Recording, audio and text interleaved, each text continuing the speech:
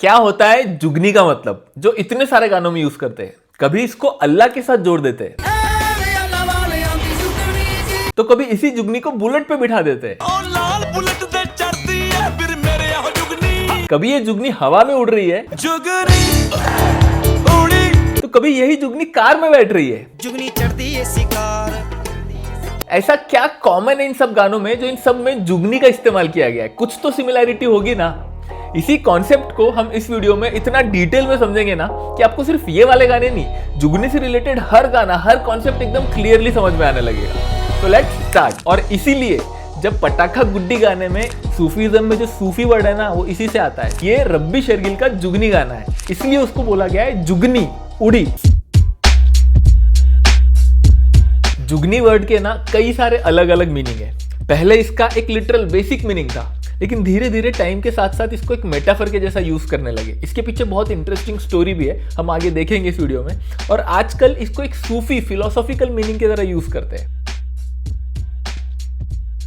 1911 में John T plates नाम की एक डिक्शनरी में जुगनी का मीनिंग बताया गया कि ये जुगनू का फीमेल वर्जन है। अब जो जुगनू होता है ना, वो एक फायरफ्लाई होता है जो रात के अंधेरे में चमकता है। इसी क्वालिटी के ऊपर बहुत सारे गाने भी लिखे गए जुगनू के ऊपर। फॉर एग्जांपल बादशाह का गाना है तेरे प्यार में चमकू जैसे जुगनू, या फिर जो शाहरुख खान का गाना है कि मैं तितलियों के पीछे भागू, मैं जुगनुओं के पीछे जाऊं। अब तितलियों में रंग है ये सबको पता है, लेकिन जुगनू के पीछे क्यों भाग रहा है? जुगनू में क्या है? तो रोशनी है। ये रंग है वो रोशनी है, तुम्हारे पास दोनों लाऊं।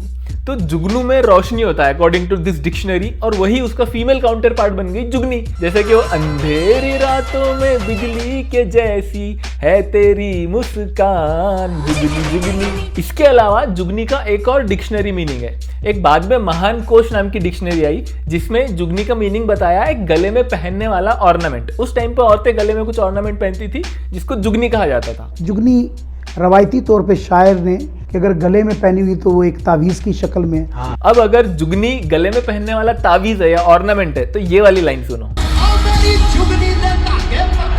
मेरी जुगनी के धागे पक्के, मतलब मेरी जुगनी जो मैंने गले में तावीज पहना है, वो जो धागों से बना है, वो धागे एकदम पक्के हैं। हम तावीज कब पहनते हैं? हम हमारी सुरक्षा के लिए, प्रोटेक्शन के लिए, या किसी बीमारी से बचने के लिए। वो पहन लेने से अपने आप हमारा प्रोटेक्शन नहीं हो जाता, या पहन लेने से बीमारी ठीक नहीं हो जाएगी, बट हमको यकीन है वो हमारी प्रोटेक्शन करेगा। तो वो जो मेरा स्ट्रॉन्ग यकीन है ना, फेथ, वो बहुत मजबूत है। मेरे जुगनी के धागे पक्के हैं, ये कहना चाह रहे हो उसमें। मेरे कहते मेरी जुगनी दे धागे बग्गे, यानी धागे आगे, इट मींस के वो तस्वर है कि वो तावीज की शक्ल में। अब जुगनी को अगर हम सिर्फ एक चमकने वाली चीज या एक गले में पहनने का तावीज समझ लेना, तो ये सारी लाइनें यहाँ पे फिट होती है। लेकिन जुगनी सिर्फ इतने मीनिंग्स में समा नहीं सकती। जुगनी एक बहुत बड़ा और बहुत डीप कॉन्सेप्ट है। तो अब नेक्स्ट पार्ट है सबसे इंटरेस्टिंग पार्ट, कि जुगनी की फिलोसॉफिकल सूफी जर्नी स्टार्ट होती है। बहुत मजा आने वाला है आपको।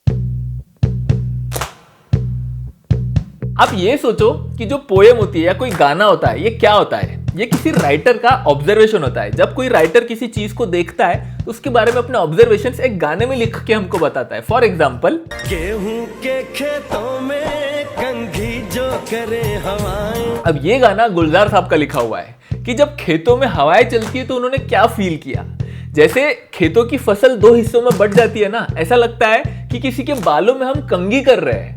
तो जैसे बालों में हम मांग निकालते हैं, वैसे हवा ने खेतों में मांग निकाल दी। कितना ब्यूटीफुल ऑब्जर्वेशन है।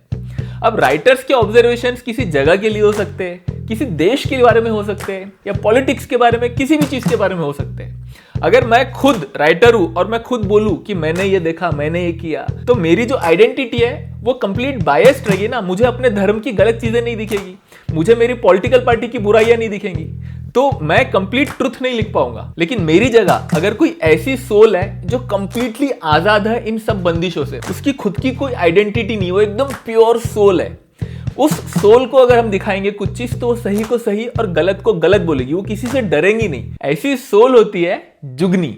इसलिए गानों में जुगनी के नजरिए से हमको ऑब्जर्वेशंस बताए जाते हैं। फॉर एग्जाम्पल, जुगनी वेखण चली देश जिथे। अब ये गाना रब्बी शेरगिल का लिखा हुआ है। इसकी पहली लाइनें जैसे हमने देखी कि जुगनी देखण चली देश जुगनी देश देखने के लिए जा रही है। कौन सा देश? जिथे जन्मे सी कद वेद। ऐसा देश जहाँ पे वेदों ने, पुराणों ने जन्म लिया, मतलब भारत देश को देखने के लिए जा रही है जुगनी। जुगनी जावड़ी पंजाब जिथे। अब जुगनी घूमते घूमते पंजाब आ पहुंची है। अब उस जमाने में ना पंजाब में बहुत ज्यादा अनएम्प्लॉयमेंट था, कई ज्यादा पढ़े लिखे लोग खाली बैठे हुए थे। पंजाब जिथे पढ़े लिखे बेकार बेच। इसी तरह जुगनी मुंबई में जाती है, वहां मैच फिक्सिंग देखती है, कश्मीर में जाती है, वहां पे इतने क्राइम देखती है, और फिर दिल्ली में आती है, वहां एयर पोल्यूशन, इतनी सारी चीजें देखती है।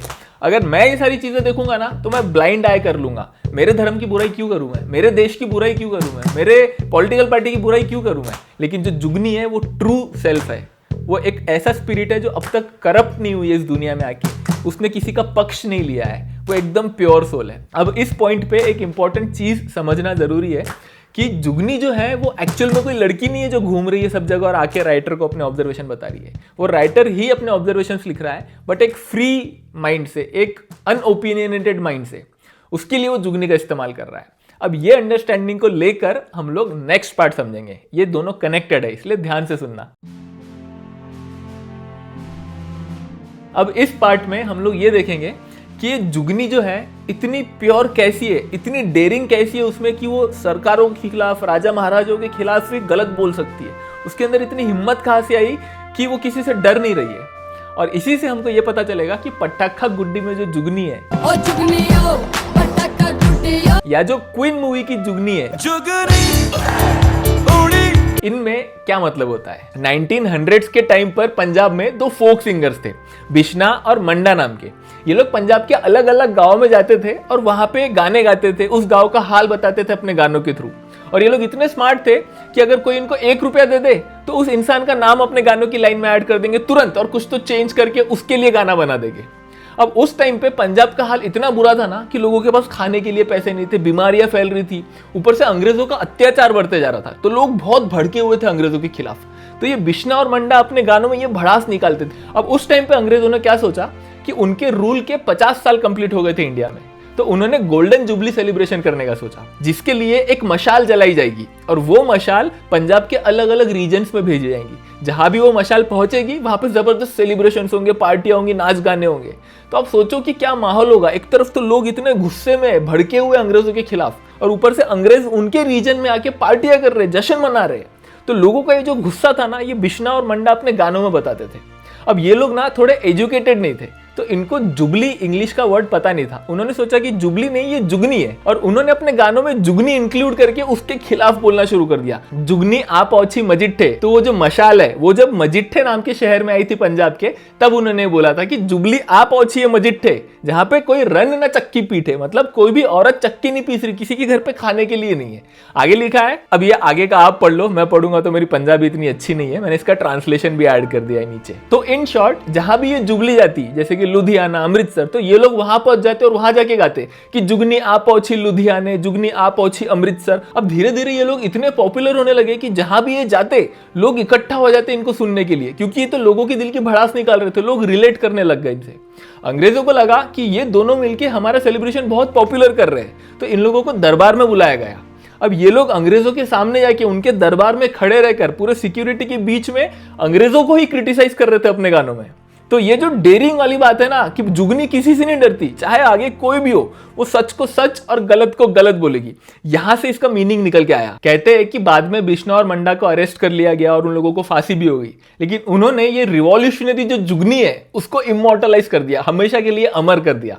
अब आजकल के गानों में यही मीनिंग को यूज किया जाता है। फॉर एग्जाम्पल, जब पटाखा गुड्डी में हम बोलते हैं ना, ओ जुगनियो पटाखा गुड्डियो, तो इस मूवी में आलिया भट्ट पहले एकदम सहमी हुई से रहती थी, उसके ऊपर सेक्सुअल अब्यूज होता है, अत्याचार होता है, लेकिन उसको बोलने नहीं दिया जाता, उसको दबा दिया जाता है उसकी आवाज को। लेकिन अब वो एकदम बोल्ड हो गई, एकदम रिवॉल्यूशनरी हो गई है, वो सच को सच और गलत को गलत बोलेगी। अब वो जुगनी बन गई है, पहले वो जुगनी नहीं थी, इसलिए इस गाने में जुगनी वर्ड का इस्तेमाल किया गया, सेम एज क्वीन मूवी में। अब क्वीन मूवी में भी कंगना रनौत की एक लड़के से शादी तय होती है, एकदम मिडिल क्लास लोग रहते हैं लोग, और एंड टाइम पे लड़का शादी के लिए मना कर देता है। अब सोचो उनके घर पे क्या माहौल रहेगा, लड़की के ऊपर क्या बीत रही है, लोग क्या बोलेंगे, समाज क्या बोलेगा। उस टाइम पे वो लड़की डिसाइड करती है कि नहीं, मैं अकेले हनीमून पे जाऊंगी, मैं खुद की खुशी चुनती हूँ। इसी तरीके से और भी बहुत सारे गाने हैं। आज भी हम लोग बोलते हैं ना कि कोई लड़की अगर बाइक चला रही है, ऊपर से बुलेट चला रही है, तो कितनी बोल्ड है। तो यहाँ पे एक ऐसी लड़की को डिस्क्राइब किया गया है कि जो लाल बुलेट पे चढ़ती है, जो लंदन पे बीच रहती है। अब आते हैं हम लोग जुगनी के सबसे इंटरेस्टिंग पार्ट पे, जो है इसका सूफी मीनिंग, इसका स्पिरिचुअल मीनिंग, जो इस सब से बहुत डीप और बहुत इंटरेस्टिंग है। आपको बहुत मजा आएगा। जैसे कि हमने देखा कि जुगनी वर्ड बहुत पहले से यूज हो रहा है, बट उसको सबसे ज्यादा पॉपुलैरिटी मिली आलम लोहार जी की वजह से, जब उन्होंने उसको फर्स्ट टाइम इलेक्ट्रॉनिकली रिकॉर्ड किया था। उसके बाद कई सालों बाद उनके बेटे आरिफ लोहार जी ने उसको कोक स्टूडियो में गा के और भी ज्यादा पॉपुलर कर दिया। अब इस गाने में जो लाइंस है ना कि अल्लाह वाली जुगनी, पीर दी जुगनी, मेरे मौला की जुगनी, ये जुगनी का मतलब होता है हमारी सोल। हमारी सोल को यहाँ पे जुगनी बोला जा रहा है। अब ये लाइन सुनो आप। अब जैसे हमने पहले देखा था ना, अगर जुगनी एक तावीज है तो जुगनी के धागे पक्के मतलब मेरा फेथ बहुत स्ट्रांग है ऊपर वाले पे। लेकिन अब जुगनी एक सोल है और जुगनी के धागे पक्के मतलब मेरी जो सोल का कनेक्शन है मेरे रब के साथ, वो बहुत मजबूत है। हम लोग एक है, हम लोग अलग नहीं हुए, क्योंकि एकदम स्ट्रांग बॉन्ड है हमारा। अब स्ट्रांग बॉन्ड होने का मतलब क्या है? जब हम लोग पैदा होते हैं तो हमारी एक आइडेंटिटी होती है जो हमको इस रब ने दी है। उस आइडेंटिटी में ना कोई नाम होता है उसका, ना कोई रिलीजन है, ना कोई इज़म्स अटैच नहीं है, मतलब कोई आइडियोलॉजीज नहीं, कुछ भी नहीं। हम बस इस दुनिया में हैं और कुछ नहीं। लेकिन धीरे धीरे जैसे हम ये दुनियादारी में इन्वॉल्व होते हैं ना, हम करप्ट हो जाते हैं, हम इस आइडेंटिटी से दूर जाने लगते हैं। फिर धीरे धीरे हम एक रिलीजन को अपना लेते हैं। हम बोलते हैं कि मैं इस रिलीजन को बिलोंग करता हूँ, इस देश को, इस भाषा बोलता हूँ मैं, और अमीर हूँ मैं छल कपट सीख लिया मैंने बहुत सारी आइडेंटिटीज़, अलग दूसरी आइडेंटिटीज़ जो इस दुनिया से मिली है वो अटैच कर ली अपने आप को, और ये मेरा एक फॉल्स सेल्फ तैयार हो गया जो इस ट्रू सेल्फ से बहुत दूर है। तो अब जो मेरा बॉन्ड है ना मेरे रब के साथ, वो दूर हो, कमज़ोर हो गया, मतलब मेरे धागे कच्चे हो गए। तो मेरी जुगनी के धागे पक्के मतलब मेरी सोल का बॉन्ड एकदम स्ट्रांग है। हम लोग सोल को रेफर करने के लिए ना एक और मेटाफर का यूज करते हैं गानों में, और वो है चुनरी। लागा चुनरी में दाग छुपाऊं कैसे। यहाँ पे लागा चुनरी में दाग मतलब मेरी सोल पे दाग लग गया है, उसको छुपाऊं कैसे। अब यहाँ पे कंसर्न ये नहीं है कि मेरी चुनरी मैली हो गई है, कंसर्न ये है कि मैं घर जाऊं कैसे वापस इस मैली चुनरी को लेके। कैसे घर जाऊं कैसे लागा। घर जाऊं मतलब हम जहां से आए हैं हमको वापस वहीं जाना है ना। अब उसने तो हमारे एकदम साफ चुनरी करके भेजा था, एकदम प्योर सोल भेजा था ना हमको। अब हमने यहाँ दाग लगा लिया हमारे ऊपर, कई सारी आइडेंटिटीज अटैच कर ली है। अब ये दाग वाली मैलखोर चुनरी लेके किस मुंह से जाऊंगा मैं कि देख तेरी चुनरी को मैं क्या बना के लेके आया हूँ, कितनी गंदी करके लेके आया हूँ, ऐसा तो नहीं बोल सकता। जाके बाबुल से नजरें मिलाऊं कैसे। तो सूफीज्म का पूरा कॉन्सेप्ट ही है कि किस तरीके से आप अपनी सोल को प्योर कर सकते हो, आप अपनी चुनरी को साफ करोगे। सूफीज्म में जो सूफी वर्ड है ना, वो इसी से आता है, सफाई से। सफाई किस चीज की सफाई? अपने सोल की सफाई। तो जब आप अपनी चुनरी के दाग मतलब अपनी सोल को पूरी तरीके से इन सब आइडेंटिटी से डिटैच कर लोगे, सारी बंदिशें छोड़ दोगे पीछे, उसके बाद जो आइडेंटिटी बचेगी ना आपकी, वो बचेगा वो ट्रू आइडेंटिटी। मतलब तब आपका यूनियन हो चुका है उसके साथ। तो जुगनी इज द सोल एंड चुनरी इज ऑल्सो द सोल। जुगनी के धागे पक्के मतलब मेरी चुनरी एकदम साफ है, जुगनी के धागे कच्चे मतलब मेरी चुनरी पे दाग लग चुके हैं। ये दोनों सेम मेटाफर है, दोनों मेटाफर है सेम चीज को डिस्क्राइब करने के लिए, जो कि है हमारी सोल। अब मैं इस टॉपिक पे ना कम से कम 2-3 घंटे आराम से बात कर सकता हूँ। मैं ओशो की फिलोसॉफी में चला जाऊँगा, मैं कुरान, भगवत गीता, अद्वैत फिलोसॉफी में घुस जाऊँगा, और वो शायद आप लोगों को बोर होने लगे क्योंकि सब लोग इस इतने डीप टॉक्स में इंटरेस्टेड नहीं रहते। तो मैं ना एक वीडियो के साथ एडिशनल वीडियो बनाता हूँ, हर वीडियो के साथ। जैसे कुन फाया कुन का एक एडिशनल वीडियो था, वैसे जुगनी का भी एक एडिशनल वीडियो बनाऊंगा जो मैं अपने मेंबर्स के लिए अपलोड करूंगा। अगर आप लोग इतने डीप सूफीज्म, स्पिरिचुअलिटी के टॉक्स में इंटरेस्टेड हो ना, तो आप प्लीज कंसिडर कर सकते हो मेरी मेंबरशिप ज्वाइन करना। सिर्फ 89 रुपीज पर मंथ है। आपको ज्यादा चोट नहीं लगेंगी पॉकेट में, लेकिन आपको बहुत अच्छे कॉन्वर्जेशंस सुनने मिलेंगे। आई होप आपको वो पसंद आएंगे। तो अगर आप इंटरेस्टेड हो तो प्लीज़ ज्वाइन करो, और आई होप कि आपको ये वीडियो अच्छा लगा हो। मैं मिलता हूँ आपसे नेक्स्ट वीडियो में, तब तक के लिए मचाते रहो, है ना मस्त।